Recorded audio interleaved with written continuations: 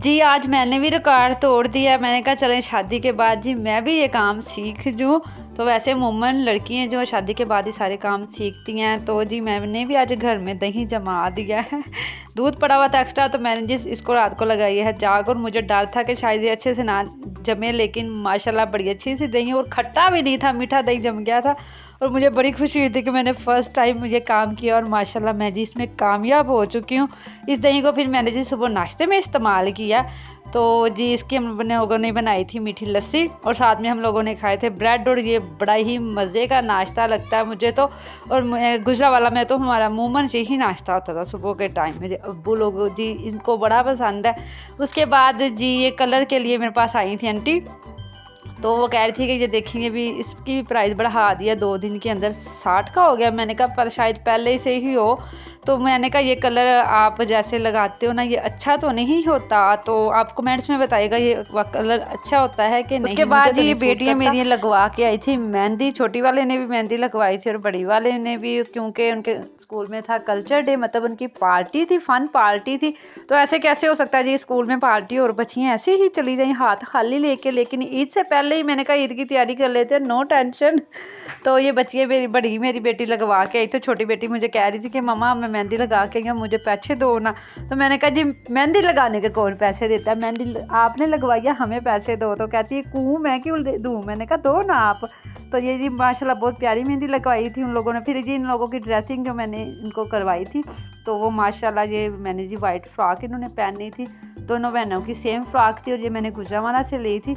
और ये जी मुझे तकरीबन 5.5 में पड़ गई थी तब की। 3 माह पहले की बात है, जब मैं भाई की शादी पे गई थी तब की बात है। तो जी मुझे ये सिंपल सी फ्रॉक्स अच्छी लगती हैं, मुझे हैवी काम वाली बिल्कुल नहीं अच्छी लगती। तो ये बिल्कुल सिंपल है, मतलब तो ये पहनी हुई इतनी अच्छी लगती है ना। इनका मतलब जो बारबी डॉल जैसा इनका जी ऐसे फ्लावर बनता है, तो माशाल्लाह ये बड़ी अच्छी लगती हैं। और बेटियां मेरी भी बारबी लगती हैं, तब के टाइम माशाल्लाह बेटियां होती ही बारबी हैं। तो ये सारी इनकी तैयारी मैं करके रख रही थी। तो मैं अपनी भी अमूमन ड्रेसिंग जो होती है मेरी सिंपल ही होती है, और मैंने बच्चियों की भी कोशिश यही करती हूँ कि ज़्यादा हैवी काम ना हो, मोती तारे ना लगे हों, सिंपल सी ड्रेसिंग हो लेकिन डिसेंट सी बनी हो, डिज़ाइनिंग उसकी डिसेंट सी हो। तो मुझे ये अच्छी लगी थी फर्स्ट नज़र में, जिसको कहते हैं first impression is the last impression. तो यही था मेरा भी, जब मैंने फ़्रॉक देखी थी तो मेरे साथ भी यही सीन हुआ था। तो मैंने भाई को बोला था ये मुझे दे दे। तो ये मैंने प्रेस करके मैंने हैंग करके रख दिया था। उसके बाद इस बेटे मेरे ने जी ब्लैक ड्रेस की फरमाइश की थी कि मुझे ब्लैक ड्रेस पहनना, तो फिर मैंने जी उसके लिए ब्लैक ड्रेस को मैंने प्रेस करके रख दिया था। तो प्लीज़ प्लीज़ प्लीज़ मुझे सपोर्ट किया करें, और मेरी वीडियो को लाइक किया करें, और प्यारा सा कमेंट लाजमी किया करें कि वीडियो अच्छी लगती है, वीडियो में कोई कमी पेशी है तो वो भी बताया करें। तो ये सारी हम लोग तैयारी आप लोगों के लिए ही करते हैं, बड़ी मेहनत होती है, अब लोग एवं नहीं बन जाते, बड़ी झिड़के खानी पड़ती है हम लोगों को दूसरे लोगों से हम लोगों को बड़ी झिड़के खानी पड़ती है। अगर मैं आपको लाइव कभी दिखाऊँ ना तो हाल देखिए आप लोग मेरा। उसके बाद जी ये जो शूज़ वगैरह बेटियों ने पहन के जाने थे, ये भी मैंने गुजरावाला से लिए थे। अमूमन मेरी शॉपिंग जो होती है वो गुजरावाला से ही होती है। मैंने बहुत कम सरगोदा से शॉपिंग करती हूँ, मुझे इतनी अच्छी नहीं लगती यहाँ से। तो ये बेटी शेटी मेरी सुबह रेडी हो चुकी थी माशाल्लाह। मैंने उसको इतना हैवी नहीं था तैयार किया, उसने वाइट बैंगल्स पहनी थी, और ये सिंपल सा मैंने उसको रेडी किया था, माशाल्लाह बहुत प्यारी लग रही थी। दूसरी भी बेटी को मैंने रेडी करना था। उसके बाद ये मैं बना के रख रही थी। ये मैंने रेसिपी 2-3 दफ़ा अपने व्लॉग में शेयर की हुई है। सारी वेजिटेबल को मैंने कद्दूकश कर लिया था, उसके बाद चिकन को मैंने बॉईल कर दिया था, और आलू को बॉईल करके मैंने जी चिकन के रेशे बना लिए थे, और आलू को मैंने जी मैश कर लिया था। और इसमें अंडा और ब्रेड डाल के जी इसके मैं जी बनाऊँगी कबाब रोल, मतलब जिसको कहते हैं रोल बना, वेजिटेबल्स रोल बना के इसको जी मैं स्टोर कर दूँगी जी रमज़ान के लिए, क्योंकि तैयारी करना बहुत ज़रूरी है पहले से। उसके बाद ये मेरी देवरानी बना रही थी पंजे, मेरा तो दिल ख़राब होता है देख के वीडियो में मैंने खुद नहीं बनाई, मैंने किसी को बोला कि बनाओ। मैंने कहा चलो ये तरीका शेयर कर देती हूँ, मेरी बहनों को पसंद हो गए तो बना लेंगी।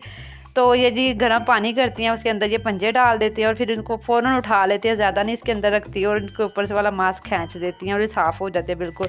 उसके बाद दोपहर के खाने में हम लोगों ने जी मैंने जो आलू बॉयल किए थे थोड़े, मैंने जी उनके लिए बना ली थी शामी टिक्कियाँ, कटलेट्स भी जिसको आलू के कबाब बोलते हैं, वो मैंने बना लिए थे। मसाले जितने भी होते हैं वो मैंने इसके अंदर शामिल कर दिए थे, और सब्ज़ मिर्चें थी और धनिया मैंने इसके अंदर शामिल करके जी इसकी मैंने टिक्कियों की शेप बना ली थी, जैसे शामी कबाब की शेप होती है। ये सारी जी मैंने अंडा लगा के इनको मैं कर ली थी मैंने फ्राई। मैंने कहा बच्चों को ये बताएंगे कि ये आलू वाली नहीं है, अमूमन बच्चे नहीं खाते शौक से, तो ये जी शामी कबाब है, तो इसलिए फिर मैंने अंडा फ्राई लगा दिया था। बेसन वगैरह मैंने नहीं था लगाया। तो ये दोपहर की हमारी रूटीन थी। उसके बाद ही मुझे जाना था आज नादरा के ऑफिस फिर से जलील होने के लिए, तो मैंने कहा पहले ही अपने खाने पीने का इंतज़ाम किया जाए।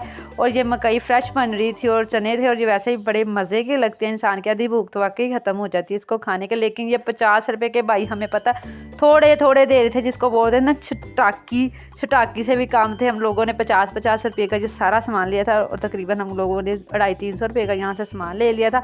मैंने कहा इतने काफ़ी। उसके बाद हम काफ़ी ज़्यादा टाइम मतलब स्पेंड करने के बाद हम लोग थक चुके थे। हम लोग अपनी टांगे ऊपर करके बाबा दम करने वालों की तरह बैठ गए थे। मैंने कहा सारे बैठ जाओ, बाबा दम करने वाला आ गया है, दिल की मुरादें पाओ, बाबा दम करने वाला आ गया। मेरी बेटी कहती है मम्मा आप बाबा जी बन गए। मैंने कहा हाँ, जिसने दम करवाना वो मेरे पास आ जाए।